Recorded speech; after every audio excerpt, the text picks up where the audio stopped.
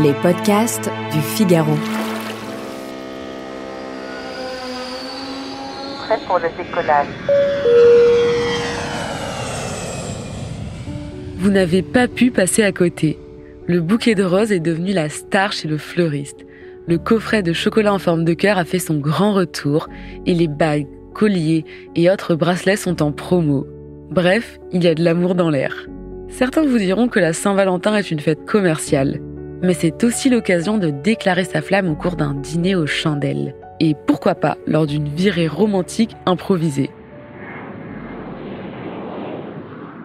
Avis aux amoureux qui s'y prendraient au dernier moment. Question Voyage a sélectionné 3 destinations idéales pour célébrer la Saint-Valentin en France. Tout d'abord, Paris.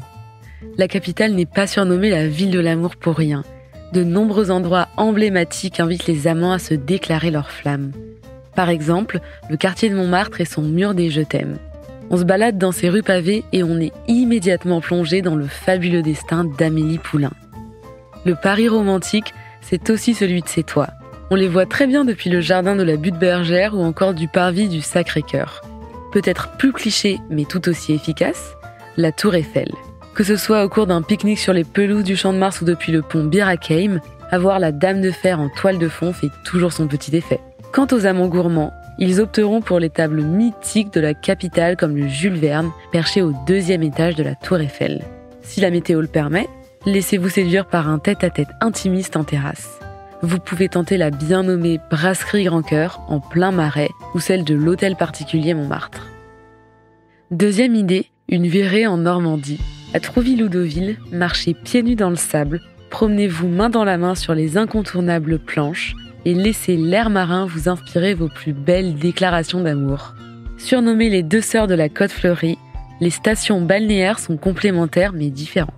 Deauville brille par ses palaces, son casino, son hippodrome et ses magasins de luxe. De quoi repartir avec un beau cadeau en souvenir. À Trouville, ses restaurants et terrasses par dizaines charmeront les couples à la recherche d'une ambiance plus cosy et plus authentique. Et si votre cœur balance, il suffit de traverser le pont des Belges pour goûter les 2 ambiances. Troisième idée, la Côte d'Azur.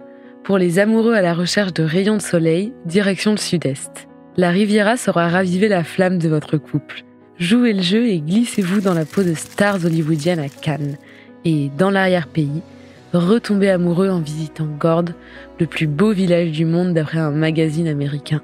Pour des sensations fortes, prenez de la hauteur et skiez dans les vallées de la Vésubie ou de la Tinée et, pour un moment de douceur, empruntez la route des Mimosas pour profiter de leur floraison.